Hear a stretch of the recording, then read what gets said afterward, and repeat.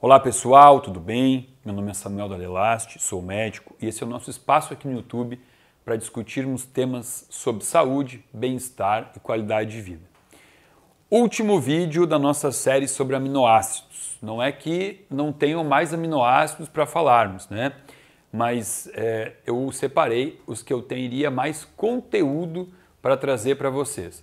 Depois, mais lá na frente, a gente pode juntar e fazer um vídeo sobre todos os outros que restam, falar sobre carnosina, falar sobre metionina, mas já falamos sobre glutamina, o aminoácido mais abundante do corpo, falamos sobre creatina, o aminoácido com maior efeito ergogênico para atividade física e também ajuda muito em algumas patologias. Falamos sobre carnitina e, por final, vamos falar sobre os aminoácidos de cadeia ramificada.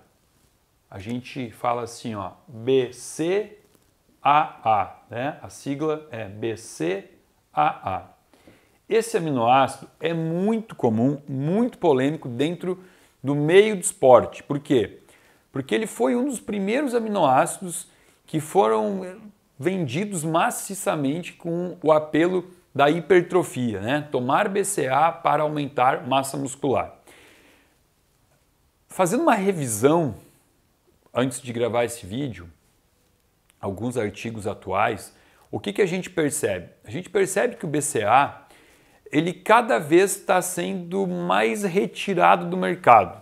Não é que ele não tem para vender, mas antigamente você entrava numa loja de suplemento, tinha uma parede de diversos tipos diferentes de BCA, diferentes nas concentrações, né? Porque não existe diferença entre os aminoácidos do BCA, que são 3. A gente fala aqui em leucina, isoleucina e valina. Então, quando a gente fala em BCA, eu estou falando desses 3 aminoácidos de cadeia ramificada, que vão ser sempre esses 3. O que pode mudar é um pouco da concentração, da relação deles. Lembrando também, se você assistiu o vídeo onde eu falo só sobre aminoácidos e conceito de aminoácidos, eu falo que os aminoácidos são divididos em 2 grupos.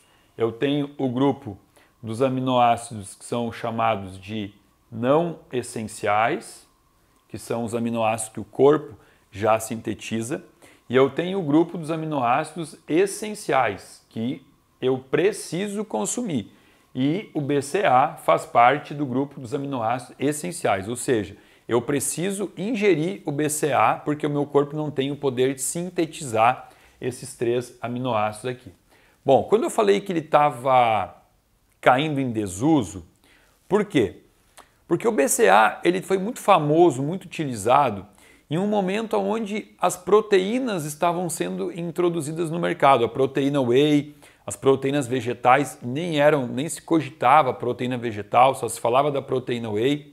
E a proteína whey, quando ela entrou no mercado, até pelo alto custo, a que mais era comercializada era a proteína whey concentrada, que tem uma proporção de BCA, uma quantidade baixa de BCA.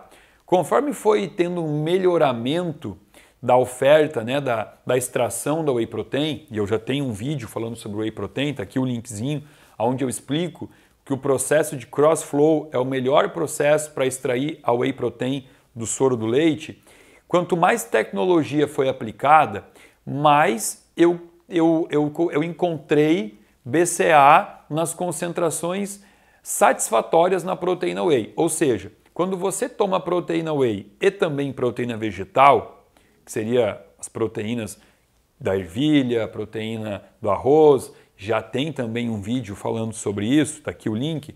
Quando você consome proteína whey ou proteína vegetal, você encontra BCA dentro dessa proteína.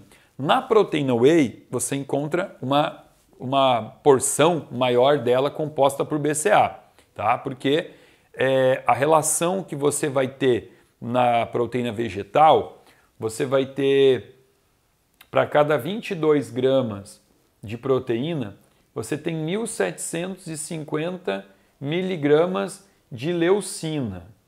E aí, Samuel, qual é a concentração ideal de leucina para o consumo?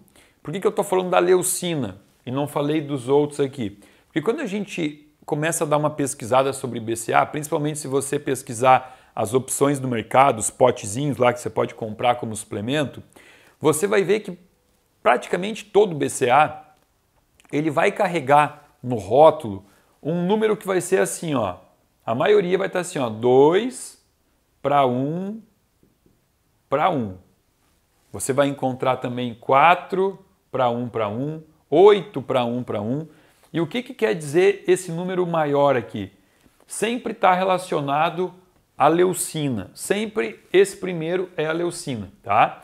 Então, por exemplo, se você comprou um BCA de 5 gramas e ele está escrito lá assim, 2 para 1 para 1, você vai saber que ele é composto 2 partes de leucina para 1 de isoleucina para 1 de valina, tá? Se você comprar um de 4 para 1, dos 5 gramas, 4 partes vão ser leucina para uma de valina para uma de isoleucina. Tá, então por que é tão importante a leucina nessa relação aqui? E por que então eu não tomo só leucina, né?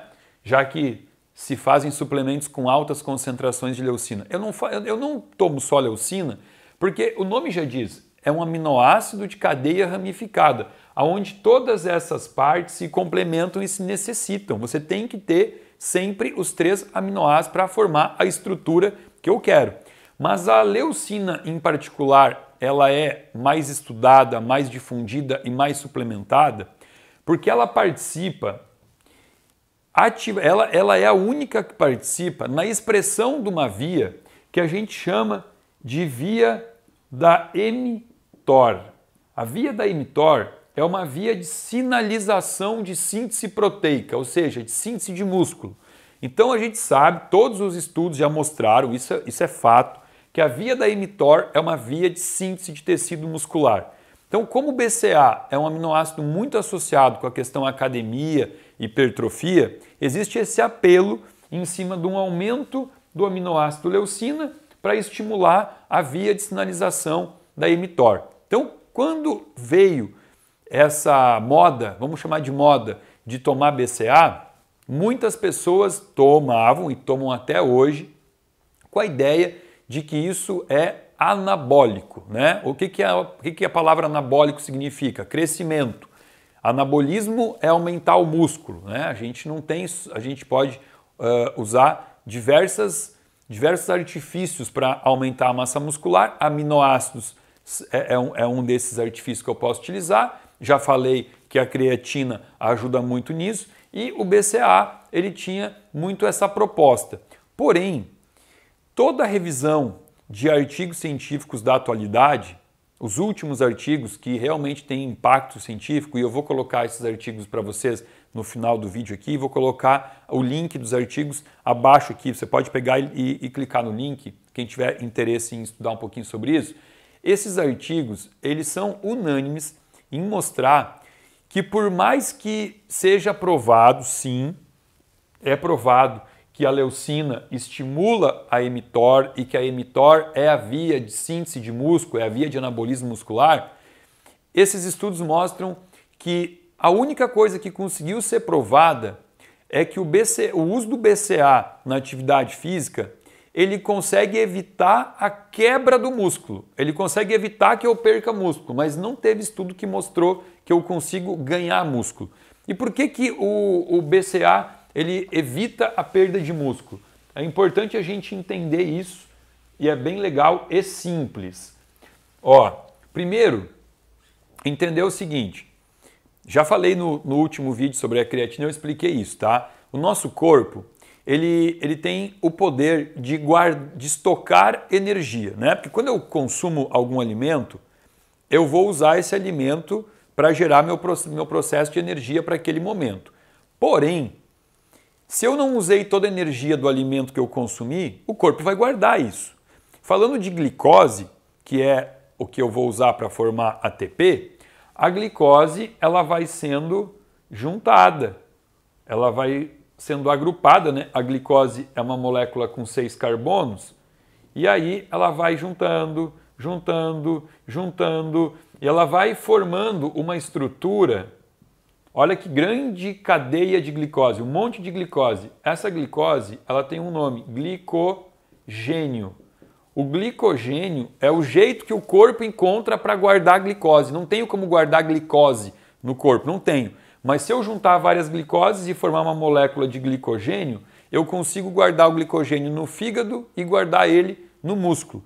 Então, vamos entender assim, ó, eu vou para a academia, vou fazer uma atividade física. Então, ok, 2 horas antes de ir para a academia eu fiz a minha refeição, eu me alimentei, né? Eu tenho nutrientes, mesmo que eu não tenha me alimentado antes do treino, eu tenho glicose circulando no meu sangue, ok? Eu vou ter glicose no sangue. Aí eu fui para a academia e comecei a fazer atividade física e comecei a usar essa glicose como substrato para a produção de ATP, de energia. Legal, isso vai durar alguns minutos, que vai depender do quanto de glicose eu tinha, do tipo de atividade física que eu estou fazendo, mas enfim, a minha glicose vai acabar, vamos inventar assim números, sei lá, 20 minutos depois do meu treino, a minha glicose terminou. Quando terminou a glicose, o corpo vem aqui nessa estrutura chamada glicogênio e começa a quebrar essas ligações. E aí agora eu jogo glicose de novo na corrente sanguínea e eu consigo então usar a glicose, na corrente sanguínea não, né? Essa glicose é para a mitocôndria e ela vai produzir energia. Então eu continuo com a energia que agora já não é mais da glicose que estava no meu sangue, agora é do glicogênio que eu estou utilizando. Beleza, aí o glicogênio terminou e eu ainda estou na atividade física. Quais são as fontes que eu ainda tenho para a produção de energia? Eu posso usar agora gordura, que a gente chama de beta-oxidação, né? Começa a usar gordura como substrato para formar energia, ou eu posso usar o próprio músculo. E isso não é legal, porque aí eu começo a passar por um processo que tem um nome, chama catabolismo, né? Eu falei de anabolismo, anabolismo é formar músculo. Catabolismo é perder músculo, é começar a usar o próprio músculo como substrato para síntese de energia. E aí eu começo a dar um tiro no meu próprio pé, porque eu fui para a academia para aumentar minha massa muscular e eu estou usando minha massa muscular para gerar energia para eu treinar, entendeu? Por que que o corpo faz isso? Porque a mioglobina, que é um dos produtos finais da quebra do músculo, imagina aqui, tá? Aqui eu tenho um bíceps, ó. Aqui está o meu bíceps, tá? E aí dentro do meu fecho de músculo, de fibra muscular, eu começo a quebrar esse músculo porque a mioglobina que está aqui dentro, ela vai gerar leucina. Por quê? 35% do BCA do corpo, não, perdão, desculpa, 35% da composição do tecido muscular estriado é feito por BCA. Então eu tenho BCA no músculo. Então quando a mioglobina quebra, ela vai liberar leucina, porque a leucina vai vir estimular a via da mTOR. Então o corpo tenta fazer isso para fazer a hipertrofia, entenderam? E para evitar então que eu chegue nessa fase de usar minha glicose, de usar meu glicogênio e começar a usar meu músculo para ter leucina, o que eu faço? Eu posso tomar o BCA antes do meu treino, durante o meu treino, porque aí eu estou tendo a leucina e o corpo não precisa buscar isso no meu músculo. Qual é a quantidade que eu preciso de leucina para estimular a via da mTOR? Eu preciso de mais ou menos 4 gramas de leucina para estímulo da via da mTOR.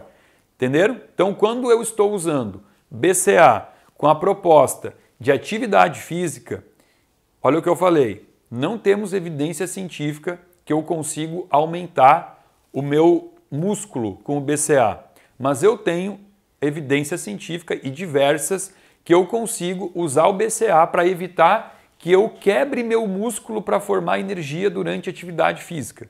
E para isso eu preciso então de 4 gramas em média de leucina. Como eu disse para vocês, em 22 gramas de uma proteína vegana, você tem 1.750 miligramas de leucina.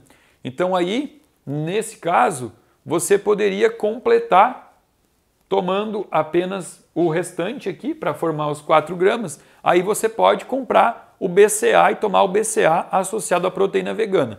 E a proteína whey, Samuel? A proteína whey, ela já tem os 4 gramas de leucina na concentração de BCA que se encontra dentro dela. Por isso que atualmente o BCA vem caindo em desuso, porque o simples fato de você usar uma proteína whey, você já tem ali a concentração de BCA e principalmente a concentração de 4 gramas de leucina que você precisa para isso, para estimular a via da mTOR. Está um pouco complicado, mas eu tenho que falar mais uma coisinha que é extremamente importante em relação ao BCA, né? Porque hoje eu já não faço mais no meu consultório medicina do esporte, já não trabalho mais com isso.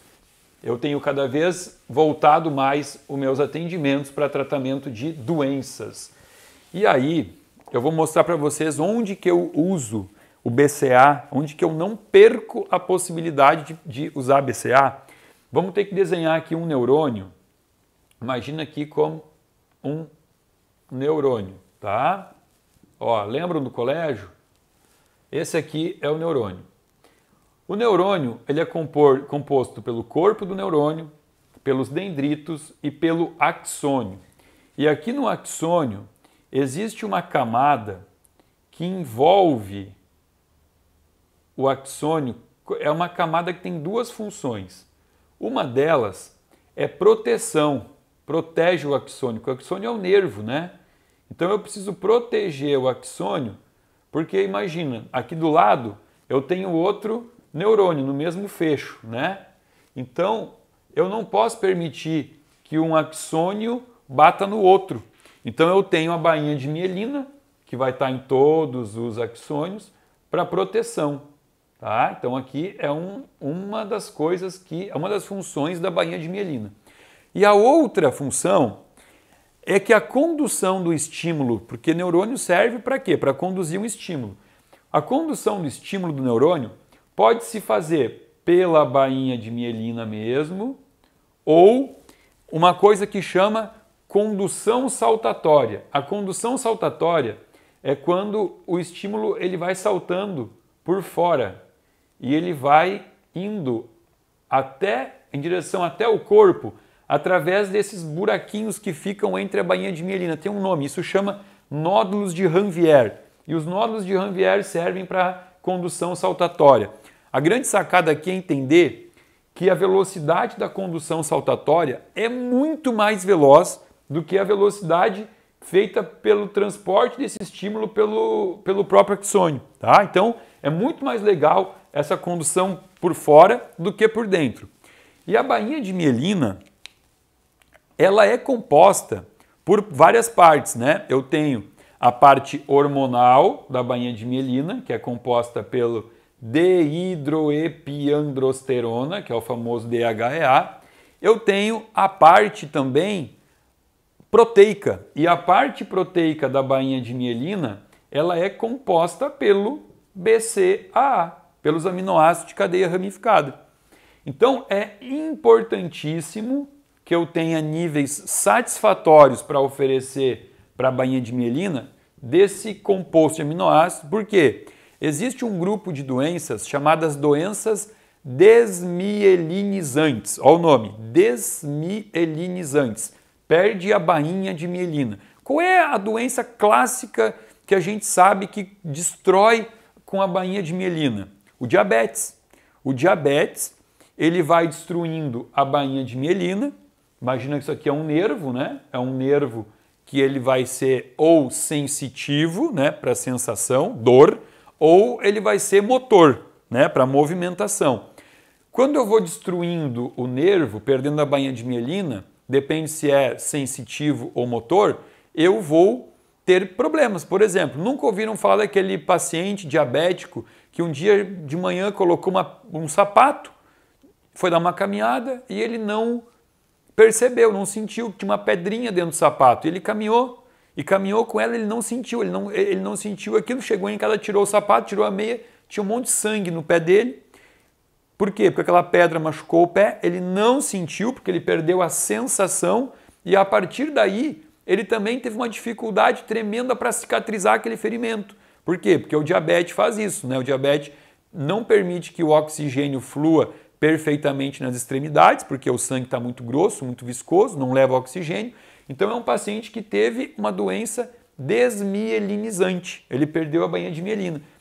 A esclerose, tem várias doenças neurológicas que tem basicamente a bainha de mielina destruída como característica da perda de sensibilidade ou de motricidade. Então, eu uso muito hoje o BCAA não mais como estímulo para treinamento, e sim para tratar doenças que têm essa característica de desmielinização, tá bem? Então, o que eu tinha para falar sobre BCAA e sobre aminoácidos era isso. Se você gostou do vídeo, por favor, dá um likezinho, compartilha o vídeo. Se ainda não está inscrito no canal, se inscreva.